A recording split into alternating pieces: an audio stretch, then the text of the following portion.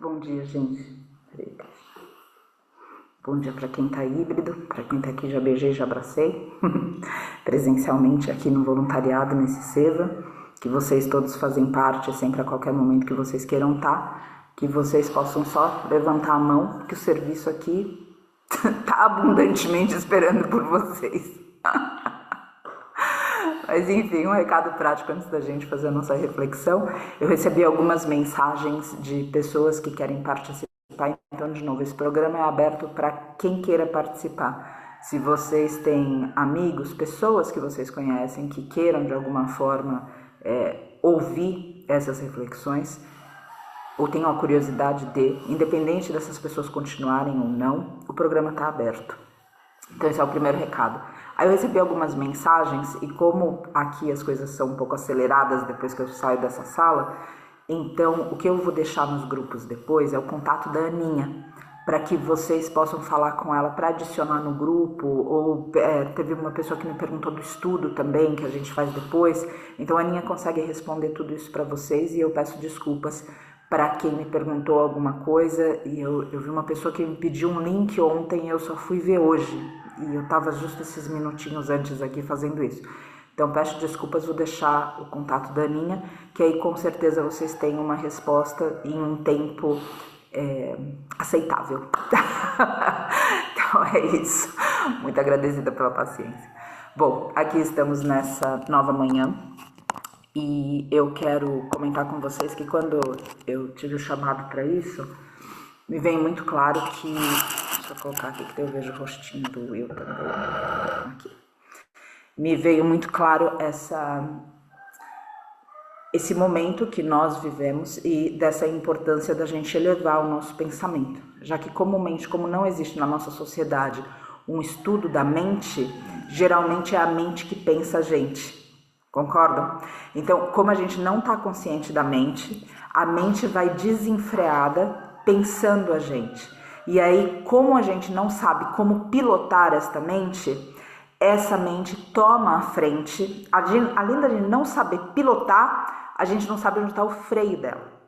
Então, comumente o que acontece? A gente já acorda se acelerando nas tarefas do dia e se projetando no que tem que fazer, sem que a gente saiba que por trás de uma cortina o nosso passado está influenciando o nosso sistema de crenças e o que a gente acha que vai acontecer das nossas tarefas. E aí o que vem depois disso, dessa mente desenfreada que a gente não sabe pilotar, é que eventualmente essa mente pensando a gente entra em processos depreciativos em relação à vida, de medos, de inseguranças, de lugares mais profundos ainda, em predicados ainda piores, que muitas vezes a gente reserva só para nós. Então tudo isso veio não dentro de uma proposta religiosa, como eu falei ontem, mas de uma proposta devocional, para a gente se lembrar que existe algo maior e a gente elevar o nosso pensamento para tudo isso. É importante que a gente se eleve. É óbvio que a gente quer que a graça do divino, do mistério, da deusa, de Deus, recaia sobre nós. Mas é importante que a gente entenda que para essa graça chegar, a gente precisa se elevar. E não é só se elevar nas nossas ações, é se elevar no nosso coração, porque às vezes a gente pode estar fazendo uma coisa, só que com o coração e a cabeça em outro lugar. E aquela ação se torna vazia, porque ela não tem alma. Então, óbvio, continua fazendo porque ela está beneficiando, especialmente se ela está ligada à compaixão e à consciência. Mas você precisa se alinhar do lado de dentro para que haja mais potência. Quando existe mais potência, então esse pensamento é mais claro e lúcido e firme, ou seja, o pensamento não fica conversando com você o tempo todo. Ah, quem você acha que é? Ah, deixa disso, vai dormir, esquece disso. Então, elevar o pensamento está num contexto de firmeza. Quando a gente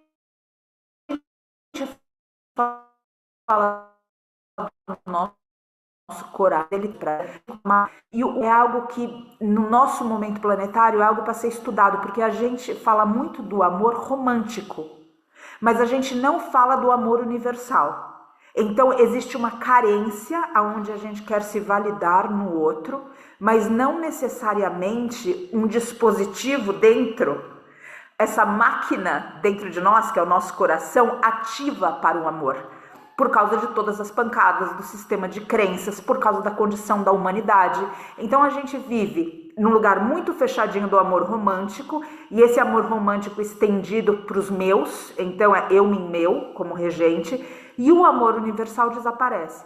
Quando a gente fala de elevar o nosso pensamento para que essa máquina que vem pensando a gente, não essa, mas essa daqui, essa máquina que vem pensando a gente, comece a ser manipulada por nós, ou seja, por um pensador, por uma pensadora, isso também dá espaço para a gente ouvir o nosso coração.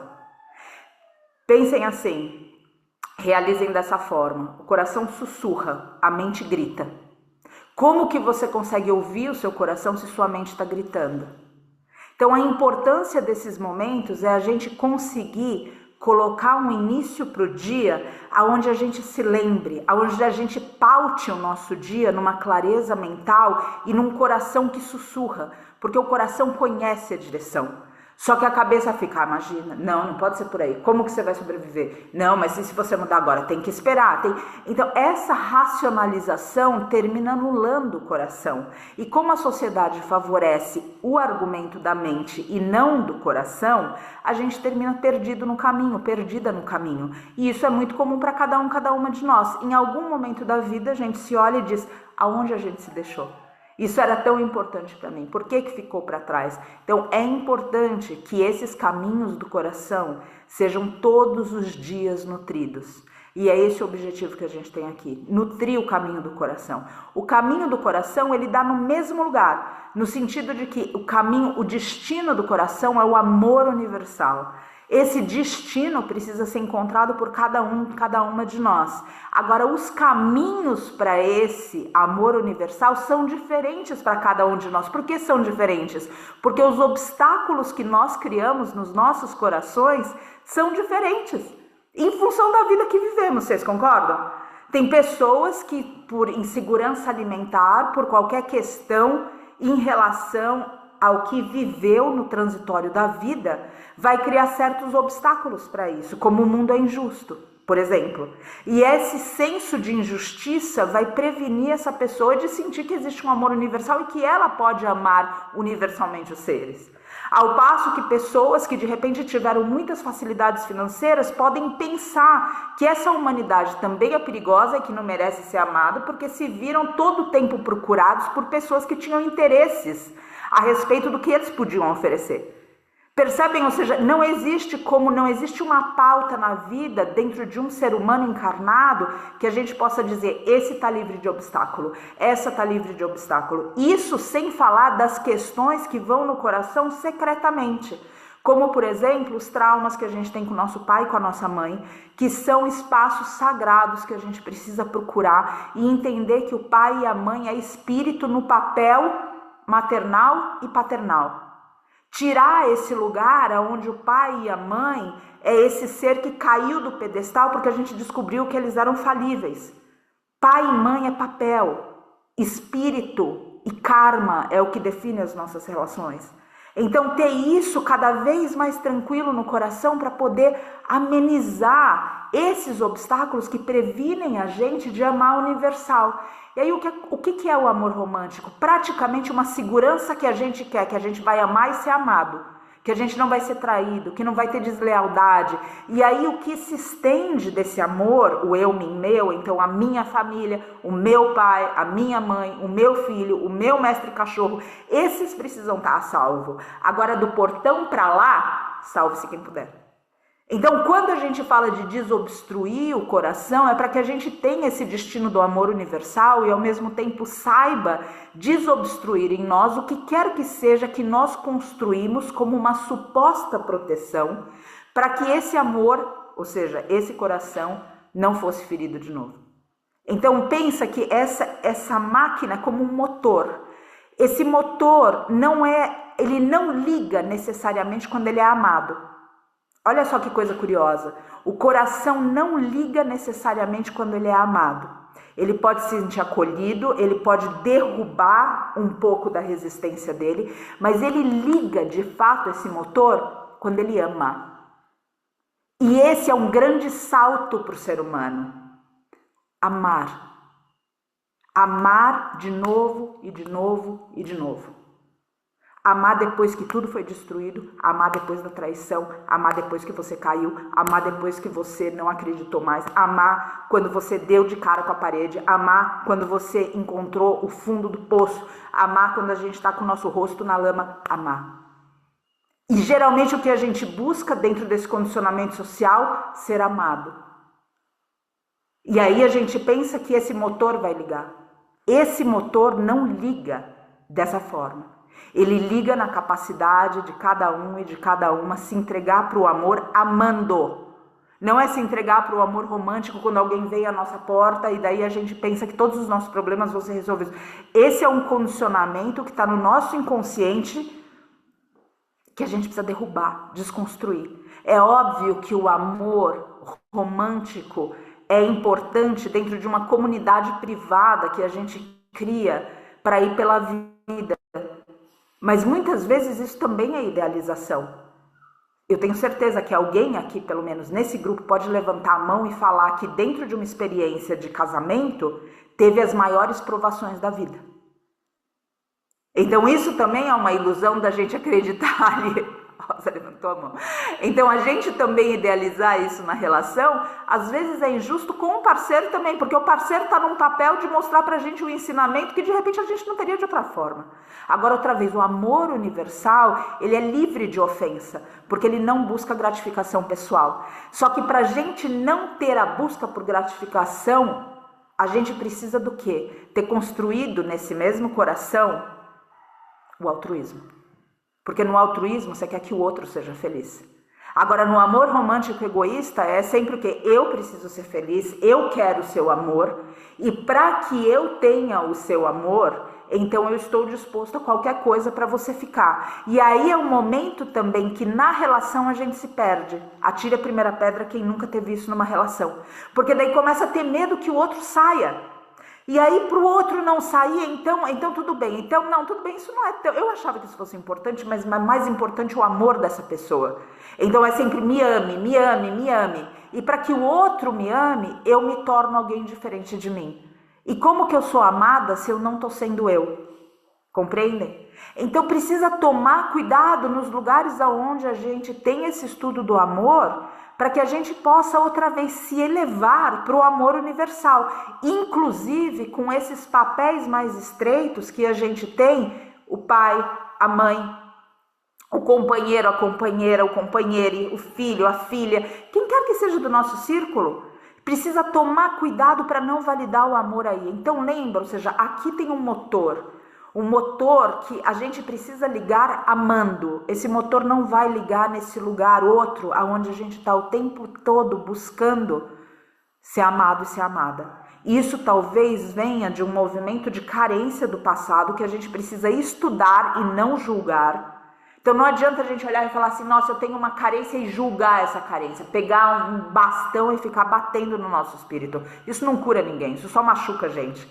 Machuca inclusive pra gente falar. Então, na nossa maturidade, a gente olhar para a nossa história e perceber, eu tenho uma sombra emocional que traduz em carência. E essa carência me faz procurar o amor para que eu me valide no outro. E como o outro é falível, eu termino me dispondo ao que o outro quer e me perdendo em termos de identidade, ao passo que culpo o outro por não ser amado e por ter me deixado numa situação ruim.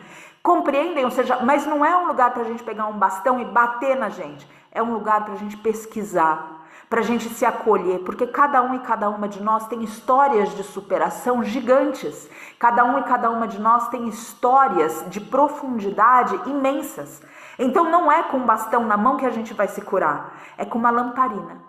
Então imagina que a pesquisa, você está segurando uma lamparina na mão e você está navegando a tua escuridão, a minha escuridão. Não estou falando para vocês como de alguém que não tem, a nossa escuridão. A gente pegar uma lamparina e sair navegando nos escuros da nossa alma, mas com coragem, gente, com amor. Esse amor que a gente dedica, lembra, ou seja, é um motor.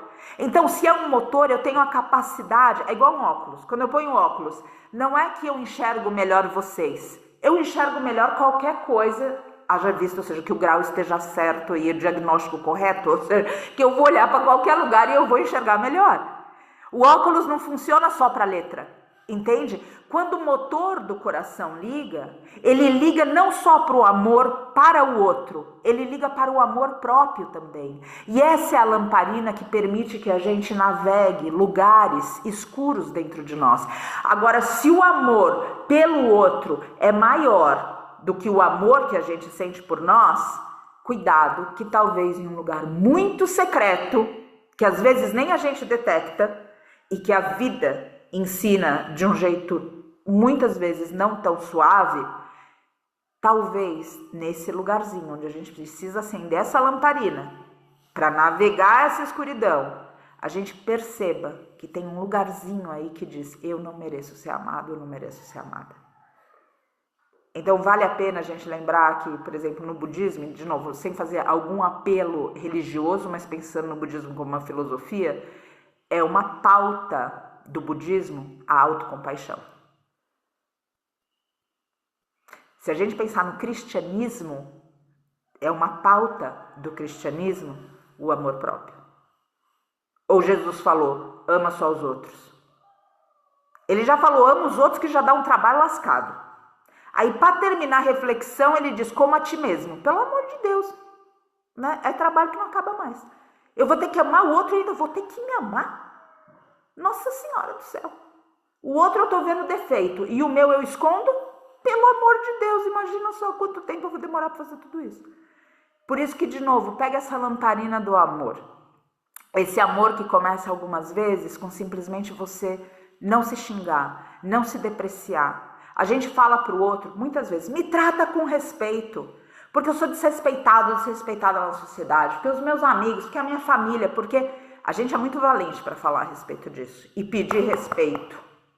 Agora, o que você tem falado para você? Quando você está frente a uma oportunidade, você aceita que aquilo venha para você? Você se julga merecedor, merecedora? Quando você precisa de ajuda, você é capaz de receber ajuda? Ou você fica quieto e quieta, querendo resolver tudo sozinho, tudo sozinha? E aí, volta no tópico original, que é isso que vai fechando o nosso coração para o amor universal. Porque, afinal de contas, eu preciso dar conta de tudo. Está tudo pautado no eu, mim, meu. Então, observem. E outra vez, esse motor precisa ligar para que essa máquina aqui funcione em função desse motor. Porque por aqui a gente vê o que deve ser feito. E aqui a gente, com lucidez, vai descobrir os caminhos para executar, para realizar o que por aqui a gente viu. Só que para isso tem que desobstruir tudo, inclusive no corpo físico. Então a gente tentar ter um corpo onde a gente tenha mais mobilidade, onde a gente consiga levantar, sentar, andar, onde a gente consiga ir para a natureza, subir uma montanha. Isso também faz parte disso tudo que a gente está falando aqui. A gente poder se integrar, a gente poder respirar. E isso faz parte de amor próprio também. Então eu quero pedir para a gente refletir um pouco a respeito disso. Elevar o nosso pensamento não é simplesmente a gente pensar que a graça venha sobre nós. Mas é a gente se elevar a ponto da gente se estudar com carinho, com amor, levando essa lamparina do amor próprio, entendendo que cada um e cada uma de nós tem histórias próprias, particulares, dignas. Você pode olhar para você e falar, não, Patrícia, mas no meu caso eu fui terrível. Tudo bem, quem não foi terrível nessa vida, para quem acredita em outras, foi em algum outro lugar. Quem não acredita que em vida passada, pode ter certeza que seja na cabecinha já foi terrível, já desejou uma coisa muito ruim. E aí com o tempo a gente foi se purificando, com o tempo a gente foi limpando essa mente, com o tempo a gente vai entendendo. Mas outra vez, é preciso navegar dentro para que a gente descubra o amor universal. E aí as nossas próprias relações perdem o peso que elas tinham antes, porque a gente deixa de querer se validar no parceiro e na parceira. É uma libertação também para o parceiro e para a parceira. É uma libertação para quem está perto, para os amigos. Porque a gente está pautado no motor que a gente ligou. E não no motor que depende do outro ligar por nós. Compreendem? Então, por favor, que a gente eleve o nosso pensamento toda manhã. Que a gente eleve o nosso pensamento a cada momento. Que a gente saiba operar essa máquina que tantas vezes está pensando a gente, em vez da gente usá-la para pensar os caminhos do coração, para pensar no sentido de realizar.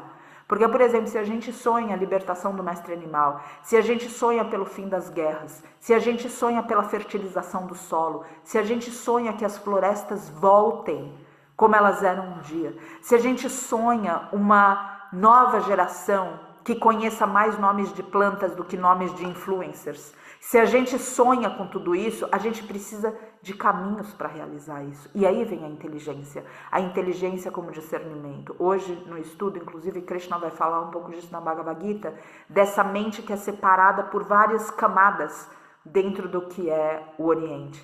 Então é preciso entender que aqui tem sua função. Senão a gente entra num outro lugar, a gente entra na espiritualidade desejando que a mente pare. A mesma coisa de separar e ir então para o caminho espiritual e falar, coração pare. A função do coração, a função da mente, a função do corpo. Agora, como é que a gente usa tudo isso? Porque a gente tem sido uma criança com uma faca afiada na mão. E essa faca afiada é a mente da gente. E quem está segurando seria o coração. Mas aí quem a gente põe segurando a mente? Os nossos sentidos, que só querem prazeres. Acompanham? Aí a confusão que a gente faz, cada um que faça a reflexão na sua vida. Então, gente, por favor, vamos elevar o pensamento, mas elevar o pensamento num lugar onde a gente consiga acessar um amor universal e saiba do esforço necessário para que a gente acesse esse amor universal. Então, para acessar, precisa desconstruir na gente os obstáculos para esse amor universal. E esse amor universal, acredite, em alguns momentos, e muitos de nós pensam isso até como inverdade, mas você também merece esse amor universal. Então, eu gostaria que nessa pesquisa você se visse durante o dia de hoje, todas as vezes que você se xinga, todas as vezes que você se ofende, todas as vezes que você olha para você dentro de você e fala, olha só como você é uma mãe horrível, um pai horrível, um filho horrível, você não sabe fazer isso, faz isso direito, você não serve para isso, e tantas outras coisinhas, por isso que ele te deixou, por isso que ela te traiu, por isso que você não ganha dinheiro, por isso que... E aí vai.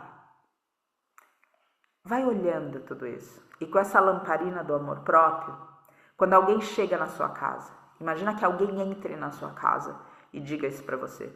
Foi por isso que ela te traiu. Por isso que ele te deixou. Por isso que você não ganha dinheiro. Você não tem solução para você. Escuta tudo isso como alguém que entra na sua casa e tranca essa casa nesse sentido.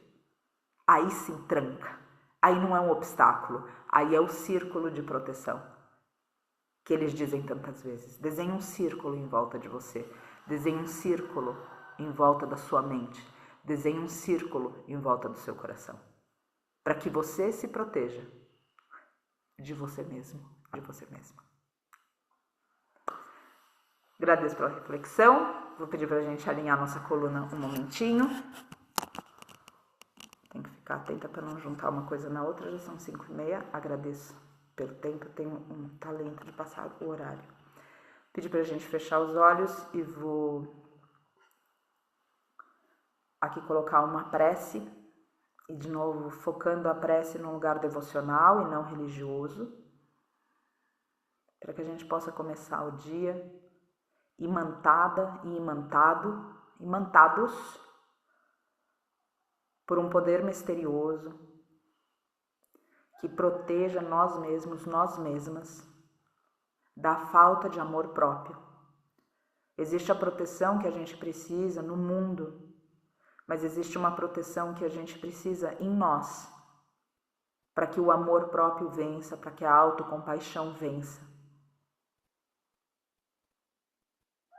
vai ser muito mais fácil, orgânico e natural amar o outro, o próximo, quando as nossas sombras forem iluminadas pela autocompaixão e pelo amor próprio. Porque aí o outro não representa para nós uma aversão que a gente não conseguiu trabalhar em nós mesmos e em nós mesmas. Que a gente tenha essa coragem de se amar, de sentir compaixão por nós, de deter pensamentos depreciativos, de impedir que a nossa mente funcione contra nós e como obstáculo ao nosso coração, e dessa forma prevenindo o acesso ao amor universal. Que cada um e que cada uma possa conhecer do amor pela capacidade de amar. A gente pede aos seres das alturas, esclarecidos e benevolentes, que são mensageiros do divino, que têm por missão assistir as pessoas e conduzi-las pelo bom caminho.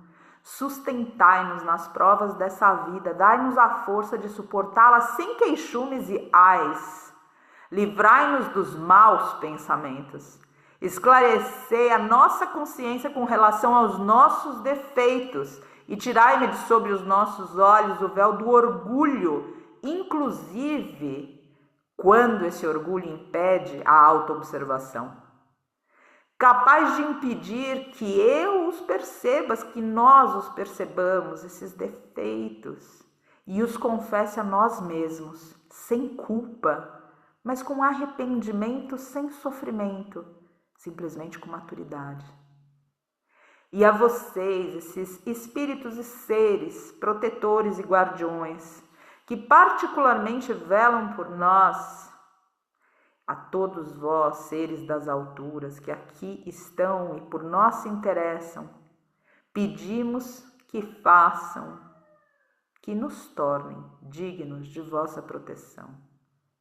Proteja-nos do lado de dentro, aonde os nossos pensamentos, às vezes furtivos, impedem que nós percebamos a bondade do divino.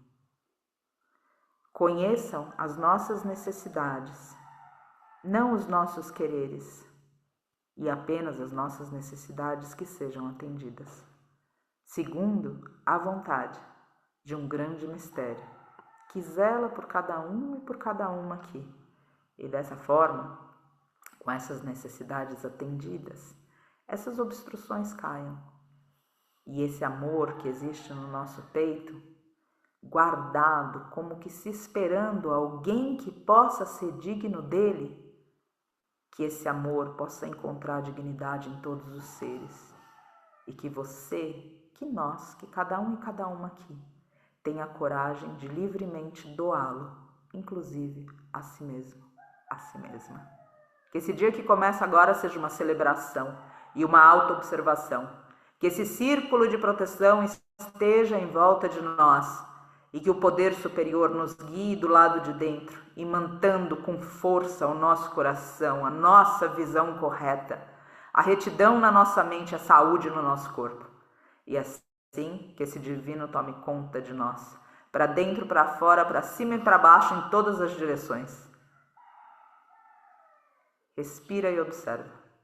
Respira e realiza. Respira e sente. O divino é por você. Você merece ser amado, você merece ser amada. Você merece o amor. Que esse amor te guie, dentro e fora, nos teus caminhos, na senda espiritual, até que esse amor como caminho seja o próprio destino.